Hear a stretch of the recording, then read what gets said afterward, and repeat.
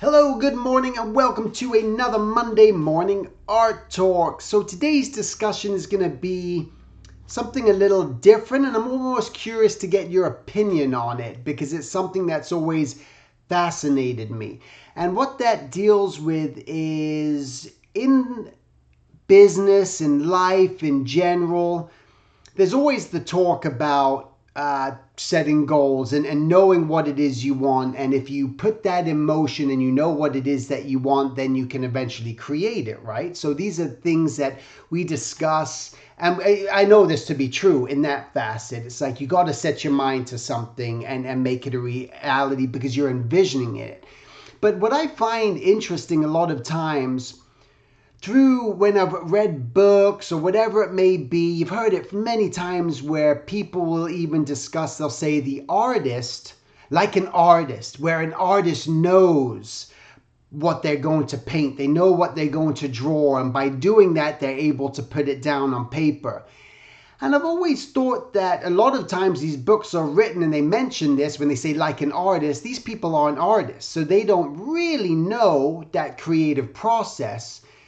And what I've come to realize through my drawing is that I think it's very important because something, let me just step back a bit. And as a teacher, I find a lot of students have trouble trying to say what it is that they want to say or really they want to draw an action like someone's pushing or someone's pulling, but they don't maybe know from experience enough, or they haven't observed it enough to where they can actually put it down on paper, so they're unable to do that. So the drawing doesn't really feel like that person's pushing or pulling or lifting.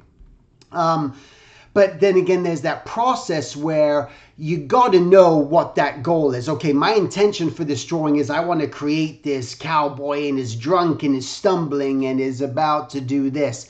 That's good. You want to know what the story is because number one always comes down to story. No matter what it is that you're about to do, what are you about to draw, with the more informed you are, it's going to help you in your process. Now, just because you understand the story in your mind, does it mean you know exactly what line you're going to put down on the paper?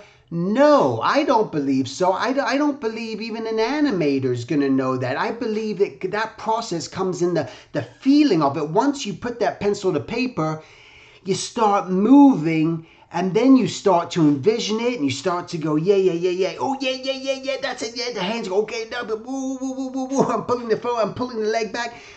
That's the process I go through. And I'm curious, is that what you go through? Do you have it inside your head exactly what you're going to do? Because I find that the creativity comes from when I'm actually starting to draw. I have that image maybe of what it is that I want to put in my head, but I don't have the end result in my head, if that makes sense. I got to explore that. I need to figure out just what it's going to be. How many different ways can you show someone pulling something? There's so many different ways.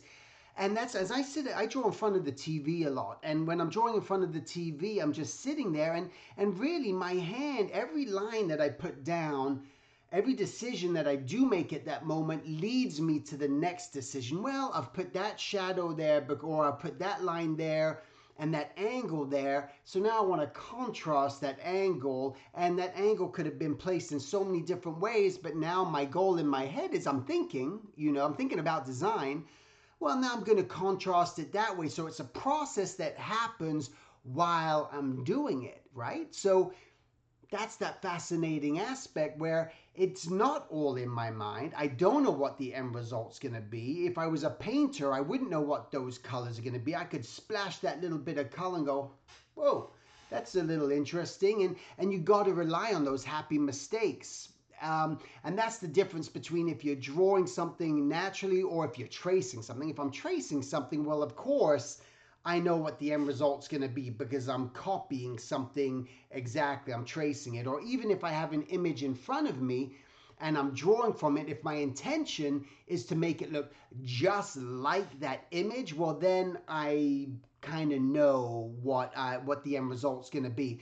But if my intention is, here's a photo of someone and it's this interesting looking character, but now I'm going to use that as reference and draw, I just don't know what the end result's going to be. So then it almost taps down to, as a creative process, is that, I mean, basically comes down to the same thing. Maybe I've answered my own question in many ways, where when I'm looking at something in life that I want to accomplish, I don't know how it's going to turn out. I just know that I'm going to, so to speak, put the pencil to the paper and just start the process. So as a creative, you maybe can start to relate this that, well, I don't know how to make a comic book, and I don't know what comic book I want to make, or I don't know how to do this or that, whatever it's going to be. But once I start it, that's everything's going to start to unravel and unfold. And that's really the process that one has to go through. You just got to, it comes down to just getting it started. Again, as I'm going to draw it, I got like this little boxer guy that I have in front of me, which is a little sculpt that a friend of mine now made of these, and it was just awesome. But again, started with the drawing. And when I started this drawing, I didn't know what that result was going to be. I never even knew it was going to be turned into this ever. That eventually came, and now actually someone, a company from China that I met at San Diego Comic-Con last year, wanted to turn it into toys. So now they've packaged it and made a whole product out of it. I didn't know that was going to happen. But what did start was that process of me drawing with the intention of wanting to draw a big bulky boxer. But I didn't know what that was going to be. So my question, I guess, to you guys is, do any of you kind of know exactly what you're going to draw? Do you know what that end result's going to be? Are people, when they write about that, are they right? I don't think so. I don't think so. So it's just part of that exploration in life, your journey, your career, exploration in the design that you're going to do. And I think that's why it's so important to draw things personally multiple times. I encourage any of you guys, as you're drawing, don't just settle with the first design. Too many people are doing that. They draw, they fall in love with that first design. They get too attached to it. And you got to find and explore all those different avenues. And then afterwards, you might find that you've drawn someone pushing 5 different ways. But now you go, you know what? I like the way in drawing number 3 that I placed the foot. But I like the drawing in number 1 where I placed his arms. And you start to merge those. And I think the same thing happens with caricature. When you're drawing the eyes, nose, mouth, and you start to make those decisions, it's a playground. It's a process that you go through, and eventually one shape informs another shape, and that's kind of what happens. Anyway, that's it. Thanks so much for watching, and yeah, feed into the conversation. Please share these videos, and that's it. Thanks a lot, and I'll talk to you guys next week. Take care.